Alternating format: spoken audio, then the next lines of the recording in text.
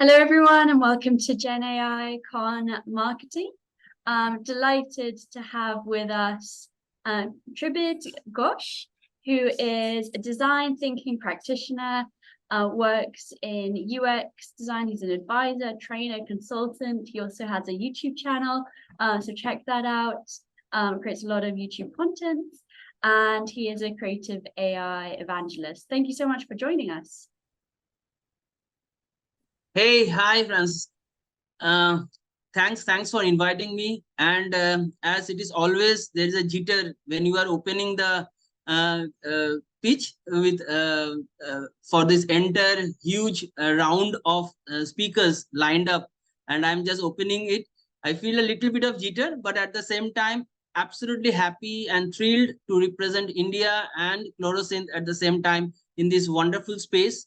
And I would really like to share a lot of insight because in this particular space, many of us only know generative AI as Midjourney, all other, say, Musafir or Leonardo and all these things. And ChatGPT is the most common used terms that we see in most of the places. But it is beyond that, much beyond that. Okay, so that is what is extremely important to understand for most of us. Thus, marketing had always been there. Generative AI is much more new. So if we are just using our time, effort, and money in creating certain things which will not benefit our end users, it will not help in the long run. That has to be extremely important. And why I'm particularly telling these things, because this debate I have in most of the time in LinkedIn, in various other space and all these things. So again, Deepak is the CMO of Technova, and he's also my client and one of the stalwarts in his own space. And he has been an industry veteran when it's come to print sourcing, and he also wants to leverage AI, generative AI, in a big way in his industry. So thanks, Deepak, for joining us over here. Let me My share pleasure. my screen. Yeah, hi. Hi. Hi. So yeah, I will straight away go to my presentation. Let me know if you can see the presentation. It is a very simple 29 slide, exactly, not even a 30 slide presentation, 29 slides presentation. And I will talk in detail that where exactly we can put generative AI in marketing. Okay. So here we start. So a little bit of myself, which Frankie has already shared. I am the founder and CEO of Fluorescent, and I run a AI-enabled mixed media creative studio in Mumbai, India. Okay. So yeah, to start with, as we all know that this is a very famous dialogue that Mark Reed has recently told, that AI explosion will only lead to more innovation in advertising and marketing. And you know what Mark is doing in the in the WPP world, and what the latest happenings that are in the AI space, which have actually shook the entire world.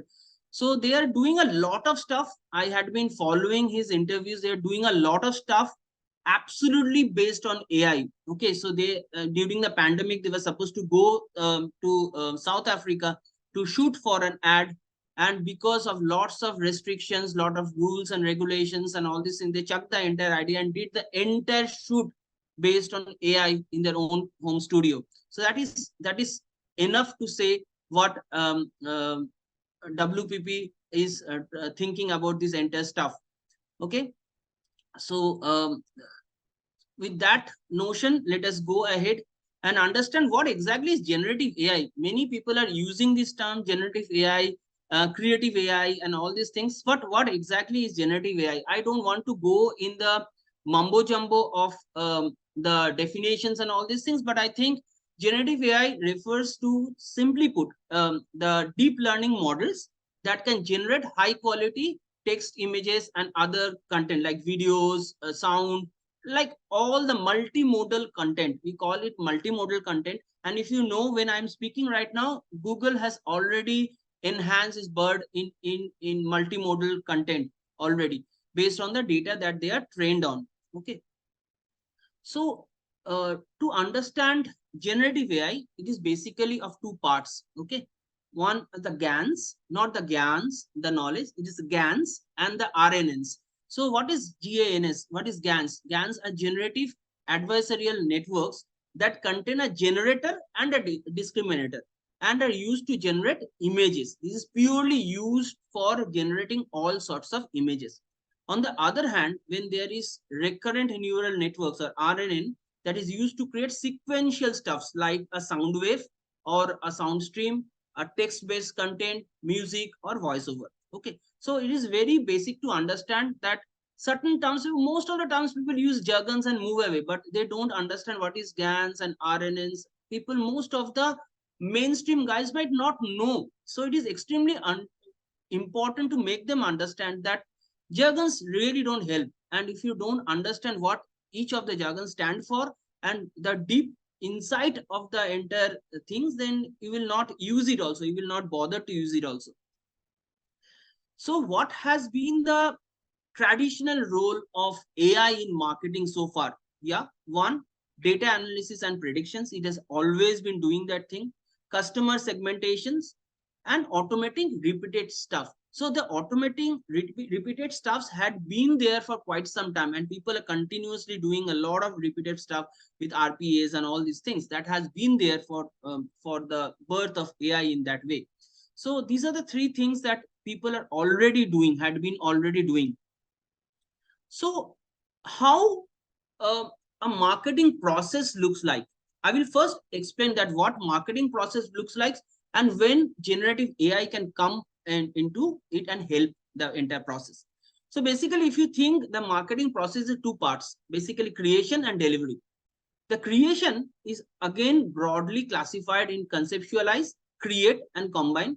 By the way, Frankie has already created a fantastic chart, a flow map of the entire marketing funnel process where generative AI can put their insights into. I'm not covering that because the paper is already there. She has put in a lot of effort to create that. I will make things more and more easier for you, for every layman to understand that where actually we can contribute with generative AI.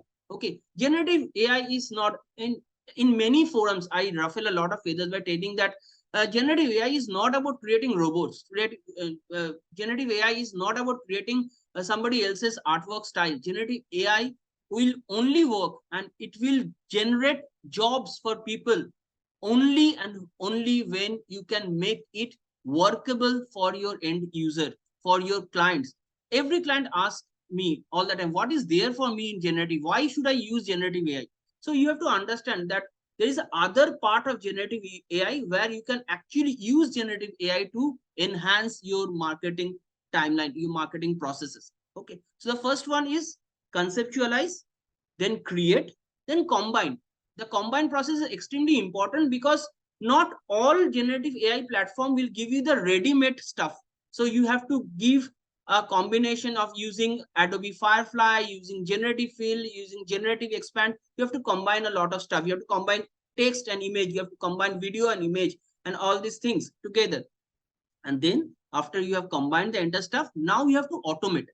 The automate process is a huge stuff. Okay, so you have to take some platforms where your all creative things can be put into one bucket and it decides what type of content is good for your brand and your product, and then it will give you the rankings of each and every graphics, and that you can publish so that it can reach the maximum target audience. Okay, so this is extremely important for us to understand.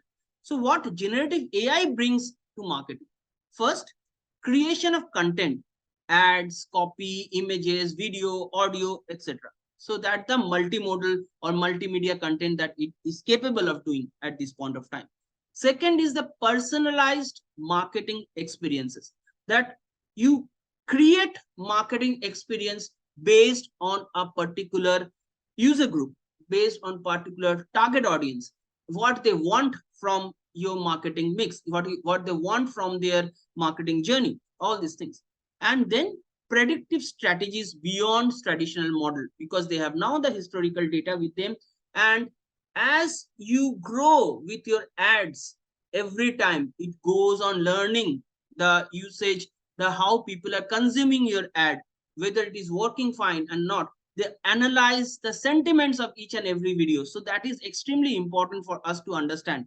Okay, nowadays you can actually put an image and ask some platform to tell that what is the sentiment behind my this image, what is the sentiment behind my this video. Okay, so generative content creations, AI at this point of time can design ads, can design banners, can design promotional content. And here comes the importance of Adobe Firefly powered Adobe Express, which is a fantastic platform and absolutely free, by the way. Photoshop is not free, but you can try various things if you are a part of the Photoshop subscription. Generative fill, generative expand, color variations, and so on and so forth. And lastly, the creative and generative AI tools like Midjourney, Leonardo AI, Muzavir AI, ChatGPT 4 powered DALI 3, Stable Diffusion comes into play.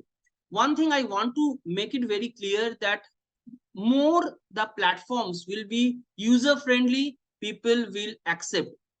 No user will take up a platform which is extremely difficult to install and execute. Stable diffusion, though, gives the best possible results in most of the cases. The entire usage of stable diffusion is really very tiresome for a common user.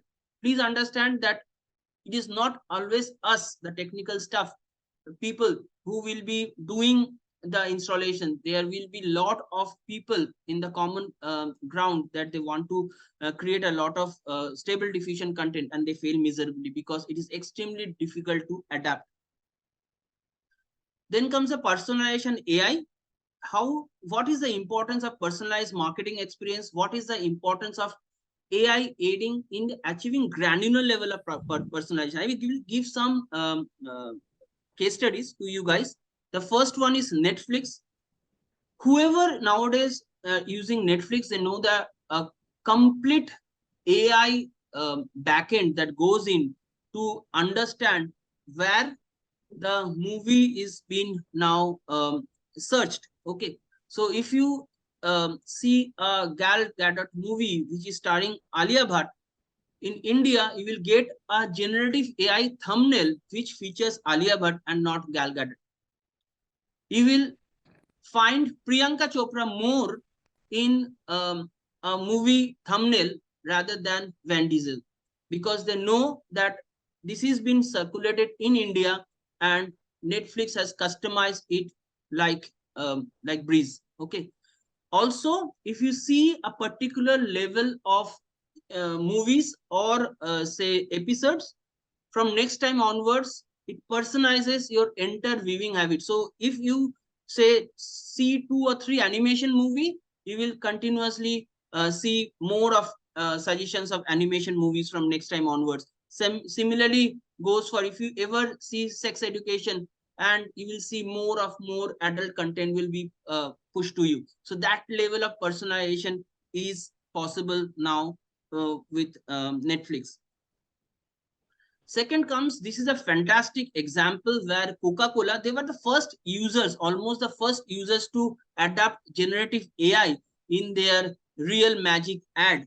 And I think most of us have seen this thing. And Frankie, you have also mentioned in one of your posts, if I'm not mistaken. And this is the one. So are you guys been able to hear the audio? If not, I will just change the setting. Just a second, please.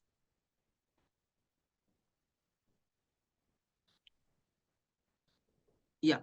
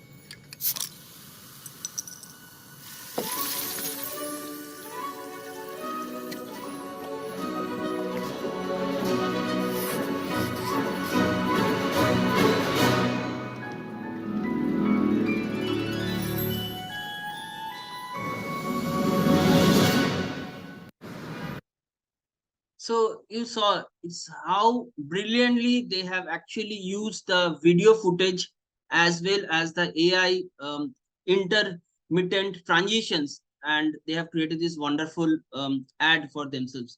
IKEA has also done a fantastic stuff recently. They have taken their 1990s models, all the old furniture models, and they have infused AI in them and tried to visualize them as the new age furnitures. This is a fantastic case studies that you can also find in Google. You can Google it and you can see it. And I will not bore you with lot of mumbo jumbo things. I will just showcase you some of the ideas. You can take it in the later on. Can generative AI help in a marketing funnel journey? Yes. Every step of a marketing journey, there you have a generative AI tool for you. You can use it for every specific work that you do in the marketing funnel journey. But right now, I will talk about the marketing journey. In that way, I will not deep down in the funneling system because it is very specific. And as I told, Frankie has already written a fantastic case study about that. You must read it, and it is a very, very nicely done stuff. So first part that I have told you, the conceptualize or the big idea phase where you can create the big idea. There's a first step of your marketing journey.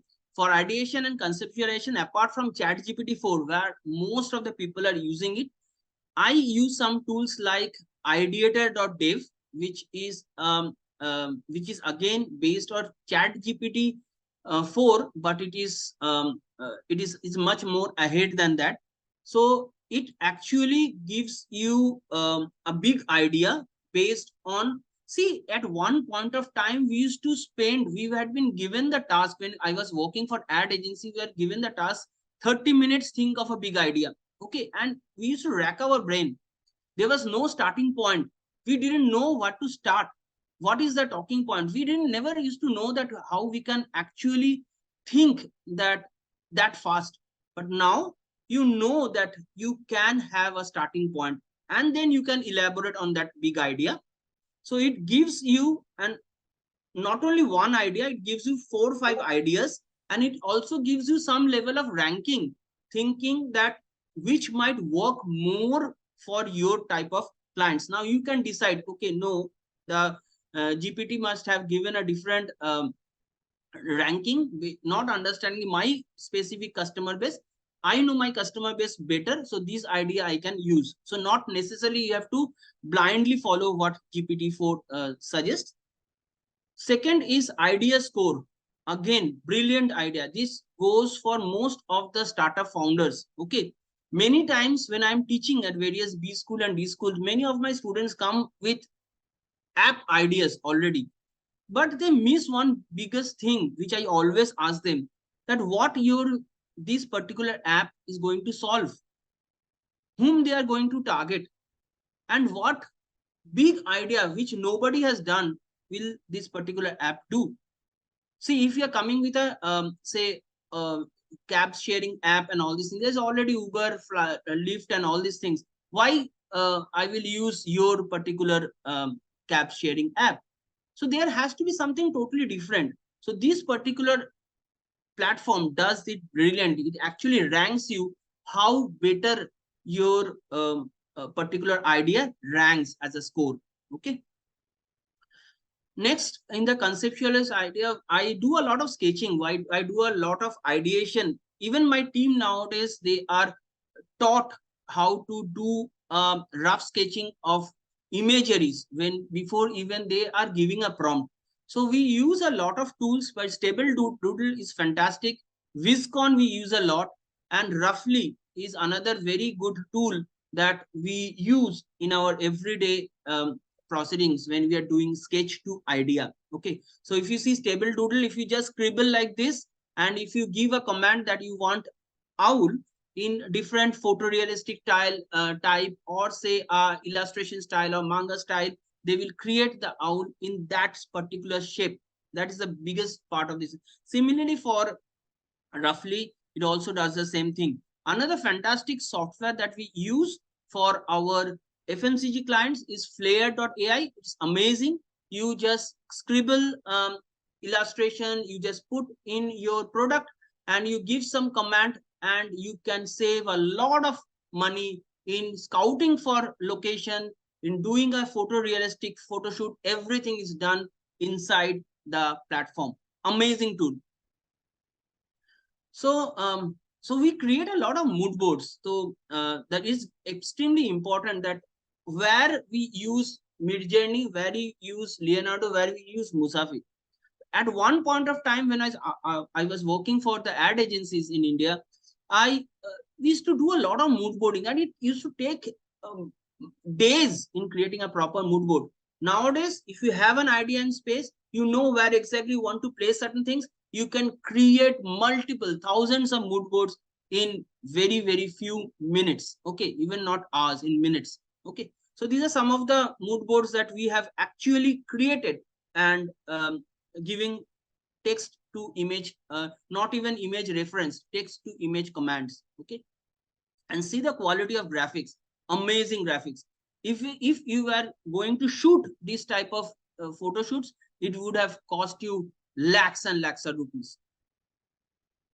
Next, if what about, now we have talked about a lot about images and all these things, what about videos and motion graphics? For motion graphics, I and my team prefer a lot CapCut. CapCut is very easy to use, and you can throw a multiple number of iterations for your Instagram, for your Facebook ads. You can do a lot of simple moving animation, 3D moving animations in CapCut.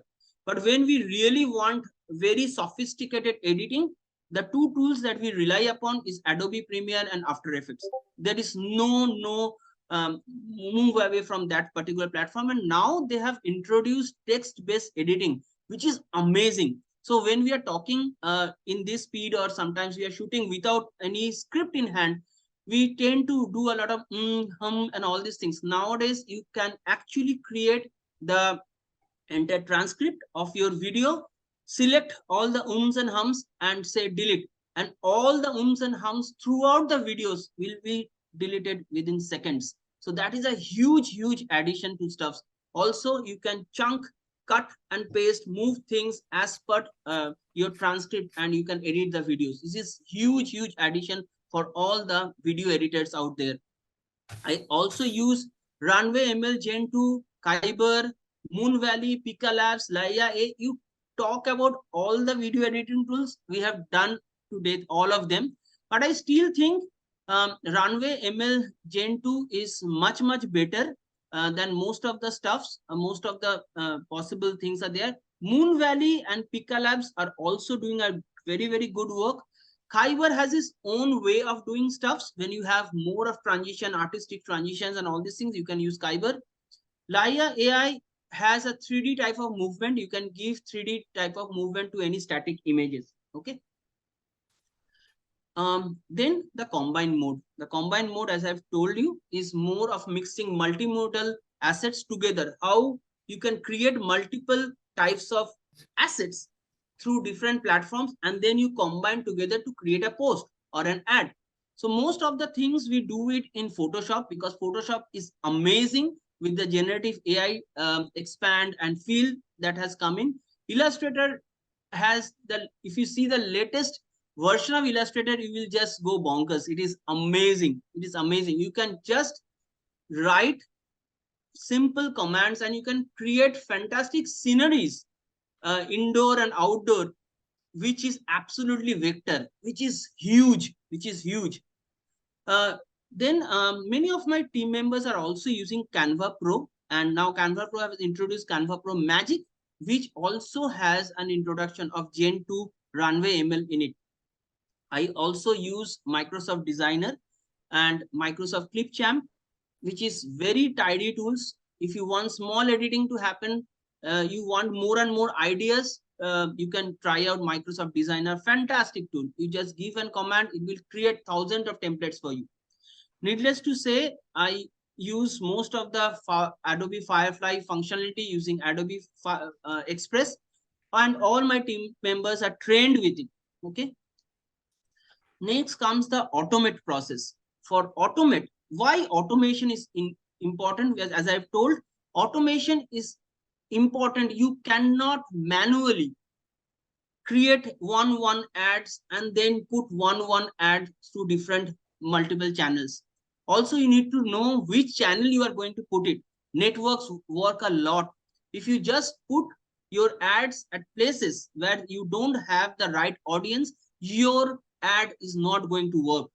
For this, we rely a lot on Ad Creative AI. No, I am not affiliated to them. I am telling it very clearly, but it is an amazing tool. I will show you some screenshots of them, and it is amazing. Right from branding, putting all the your brand manual stuff inside it, creating as your own hub, as your own agency inside your office, where only one person can operate each and every ad, and they can seamlessly transfer the entire ad to all relevant platforms. It is amazing tool.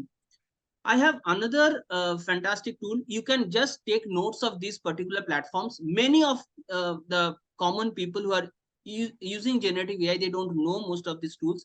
Follower.ai is an amazing possibility. They create social media posts based on one simple image. If you give the image, they will generate tagline. They will create secondary tagline. They will create body copies, hashtags, everything for you based on one simple images. Very important and very strong app. Then comes SocoCal. SocoCal is again a very nice platform which makes you more planned. You can create calendars, plan your creative deliveries, and all these things, and how to deploy. It's very nice and important. This marketer's boon, I can say.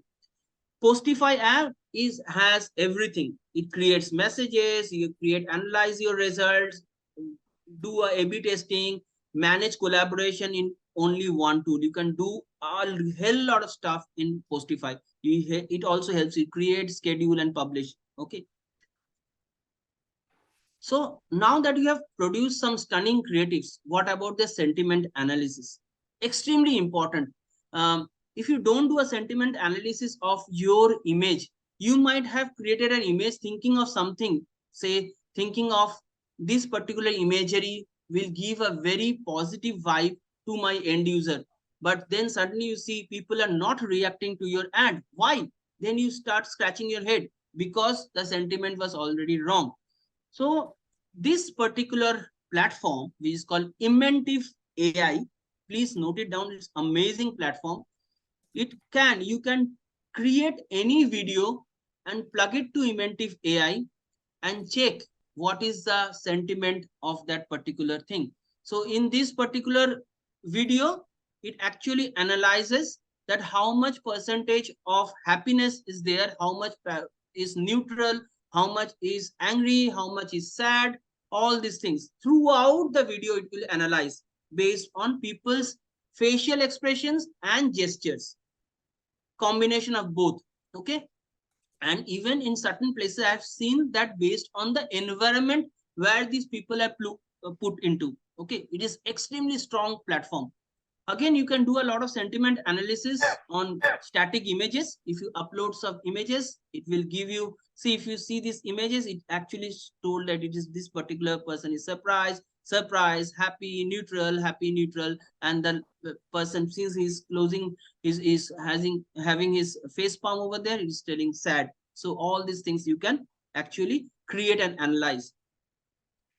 So as I've told, we have to be very extra careful about our product reels, about our videos, what type of sentiment or what type of emotion those particular videos are evoking. If you are taking utmost care in delivering those things, you will never go wrong. You will never be in the wrong foot.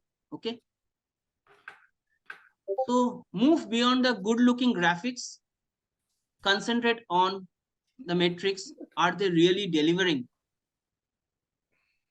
Are you using AI to measure their effectiveness? So as I was telling, this is a particular scene of how adcreative.ai work. So you give them some keywords. So at the first levels, you can give them the entire brand guidelines, your logo, your tagline, your description of what your brand does, or what this particular campaign intend to achieve, all these things you give their basic imagery, and within seconds, and I believe me, within seconds they give you hundreds, not even tens, in hundreds they will give different imageries for you of all image size and orientations.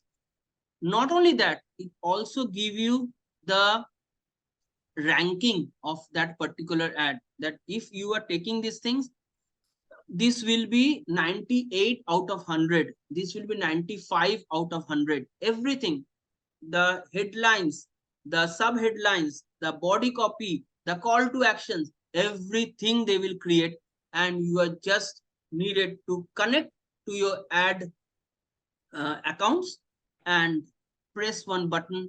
At the same time, immediately all the ads will be delivered in the right place. Isn't it amazing? Because in today's world, time is everything. Why a particular person will move out from normal traditional designs and go to a AI generated platform?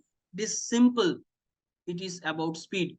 And if you can measure each and every output, every outcome of your campaign, why not?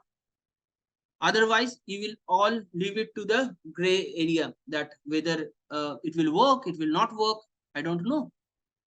So it is a sure shot platform. It gives you a CTR, what CTR you can expect, and what is the actual CTR you are getting. Everything you will, and all the suggestions that they will give you. Okay, so yeah, that's all from me. Using generative AI is not just Midjourney, Leonardo, DALL-E 3, ChatGPT, Muzafir, or Runway ML. It's all a different ball game altogether. If you're using it for marketing, think of your client. Why they will come, they will shift to generative AI. And by the way, I don't know how many of you guys know about these things. We have just bagged one of the biggest, they don't call them FMCG brand, one of the biggest hair care and skincare brand of US, and they are bold enough, they understood the possibility. I've shown them a lot of uh, uh, outputs and results, and they were literally blown over that what exactly the brand can bring in. Okay, so I think with that note, I will end my talk over here. You're open to ask me any question if you feel like. I don't think I have bored you guys that much. These are my credentials. If you want to follow me, these are my platforms. I am very active, mostly in LinkedIn, YouTube, and Instagram. I'm quite active, and that's all from my end. Perfect. Thank you so much. Frankie, over to you. That was a interesting conversation and presentation. So my question is around your slide, which was all about sentiment analysis. And as a UX designer, you're creating this journey for the user. So does that sentiment have to be happy all the way through? Will everyone start creating ads with happy looking people, or is there still room for some of those other emotions that you showed there? So see, Frankie, the thing is that it is not only about creating happy looking faces.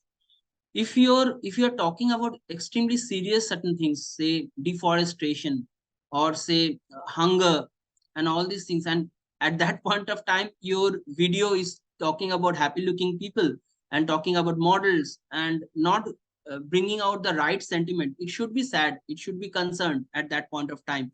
Okay, so you have to generate that your video should be actually directed in such a way that it brings out that level of thoughts. Okay, and you have rightly spoken about this thing, Frankie, about the UX thing. It is all about the user experience. Okay, whether we are creating a website, whether we are creating an ad, whether we are creating just a funny reel, we have to understand end user sentiment. Okay, and should not go in the wrong directions, because then your client's money is at stake.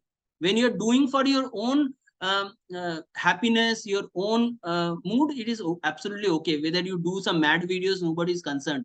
But when you are playing with your client's money, it becomes extremely important to test each and every stuff that goes in the market. Okay, that's my few cents. Yeah, Suresh, you want to ask something? Yeah, it's a fairly kind of a broad-based question, not specific to any of your slides. Much of what AI is being spoken about in general, my belief is that it improves the productivity and also adds a lot more insights and layers to whatever marketing you may be doing. But the general concept is that I've seen a lot of misuse of AI, whether using Chat GPT for churning out brochures in half an hour, or creating resumes, or creating kind of artworks, which more often than not does not reflect, or maybe does not go through the depth of a written note or a script or whatever it may be. So is it expected to replace a human intervention completely, or is it just adding more kind of a depth in marketing? What is your view on that? Amazing question, Suresh. I was expecting something coming from your end, and we had discussed long back about this thing. I personally feel AI is not going to replace human. Okay, because end of the day, whatever emotion, whatever sentiments are there in AI has been fed by human mind. Okay. Secondly, is that we have to use AI like it is our colleague, like it is our employee, and not our master. The moment we rely totally on AI and start giving them the power to create all content for ourselves, there will be a huge problem that is coming. Believe me, still Chat GPT gives very wrong information when it comes to data. You have to be extremely meticulous in understanding that whether the data that has been churned out by ChatGPT is absolutely correct or not. You have to go back, check from Google data, from historical data, map, and only if you find that these things are right is good. Second comes when it goes to university papers, PhD papers, exam papers, presentations, and all these things. My son is studying in NMIMS in Bangalore. They have totally stopped using any sort of GPT model in their exams or even in their studies. So it is a two-pronged problem, Suresh. I think they should not totally stop it. They should stop it during the exam period, during the exam time. And as it is, when they are going for the exam, they don't allow them to carry their mobile or laptop or anything. It has to be kept outside. Okay. So there is no possibility of them using those things in the classroom. But what I think that when they will come out from the university and they will face similar set of people in their work environment who is already trained with Chat GPT, then don't tell them or don't coax them that key boss, these people knew Chat GPT, that's the reason you are losing your job, because then you are making them weak already. They have to know what Chat GPT 4 does. They have to know that what Chat GPT is capable of and what Chat GPT is not capable of. Only at that point of time they will know whether to use it or whether not to use it. Yeah, I agree. Fantastic. So I have another question, which is along the same sort of line of thinking in terms of what is going to change here, what is going to be replaced, what new business models will emerge. So if we take a royalty-free stock photo site like Getty Images, a lot of people use those images for ads. Photographers rely on making royalties through that system. Do you think that something like Getty Images will survive in this world of AI when anyone can create an AI image? And do you think that they will have to stay sort of non-AI, or do you think that they will start to actually train their own, create their own version of a Mid-Journey? with all You of have the already images that they answered have. your question. You have already answered your question, Frankie. To be very honest, Shutterstock has already have their own engine. Adobe stocks, you know, they have their own engine nowadays, which has been Adobe Firefly has been fed with Adobe stock images, and they have also paid those artists and photographers with whom they have actually trained their engines. Okay. Similarly, Getty Images and all these people have to evolve, because in today's world, nobody wants to have images which looks like staged and composed. People want more simplistic, casual, candid images. People want to create their own environment rather than relying on a particular set, on a particular angle of shot. Okay. Many times, many of the companies, they don't like anything other than candid images. And many times you will not find that type of candid images on a particular industry.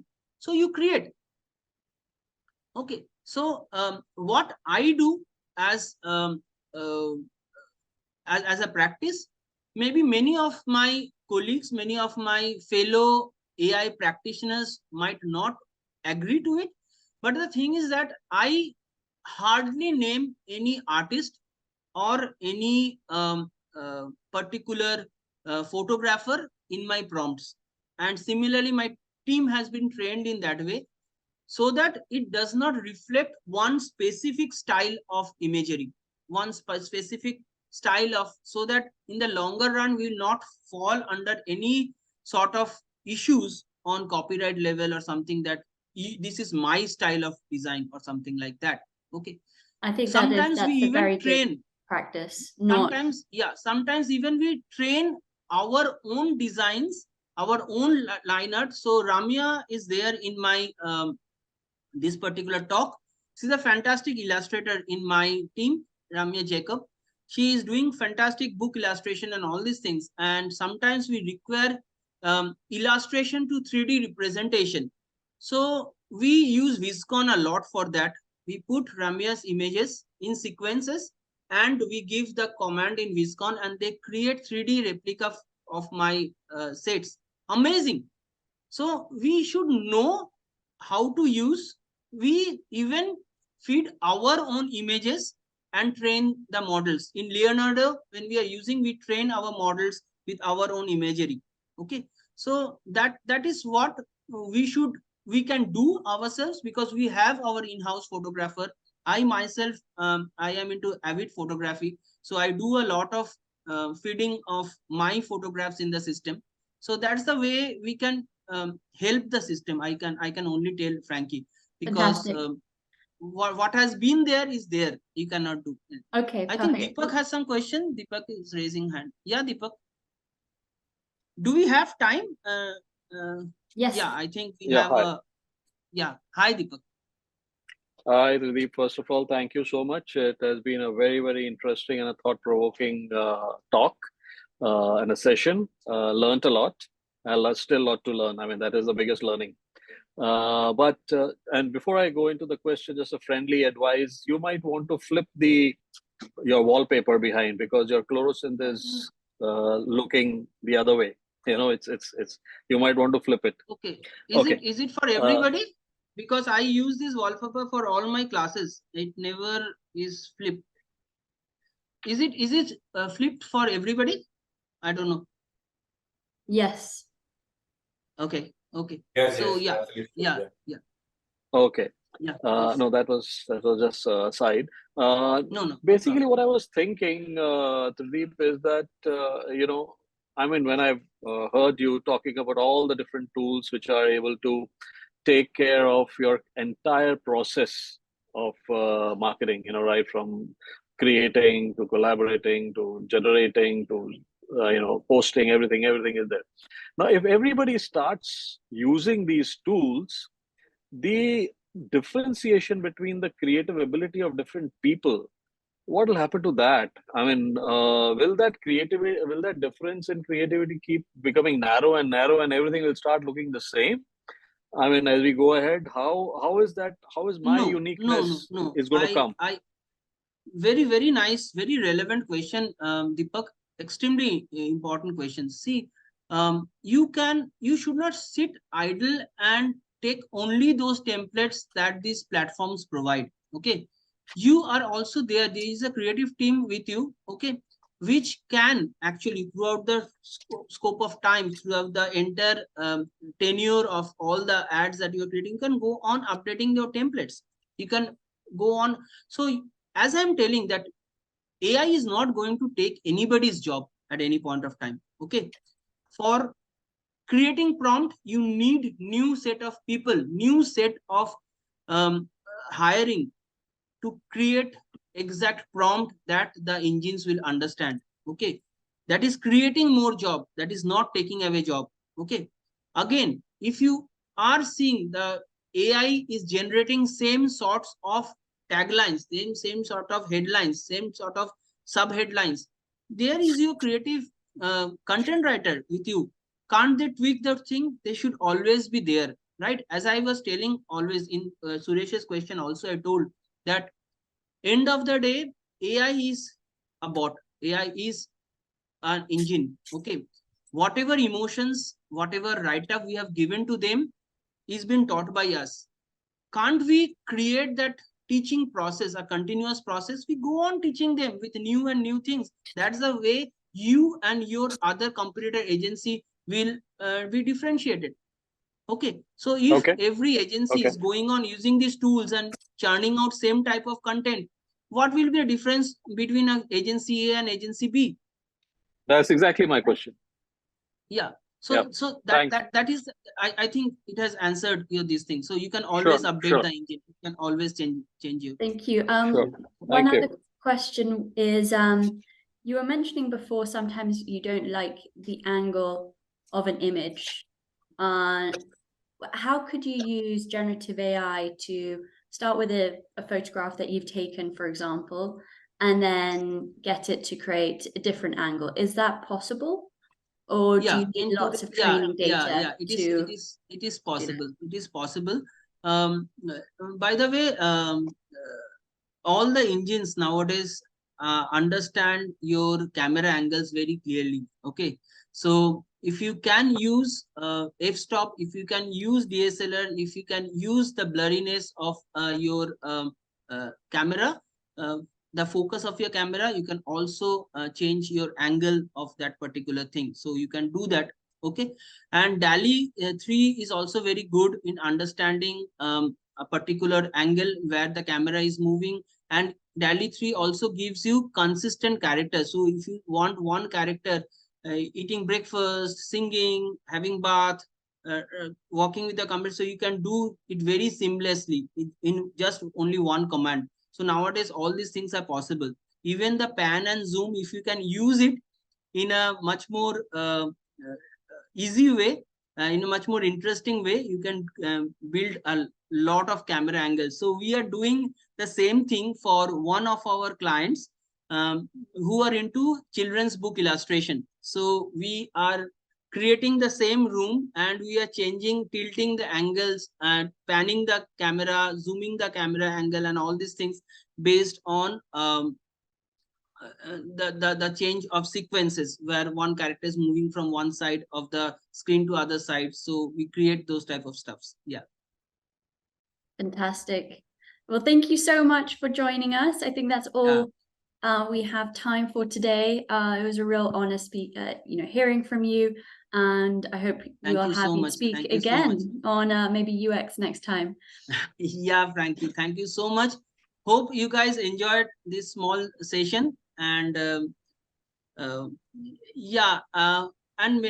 Frankie, many of the guys are asking if you have a recording of this particular session. Many couldn't join at this point of time.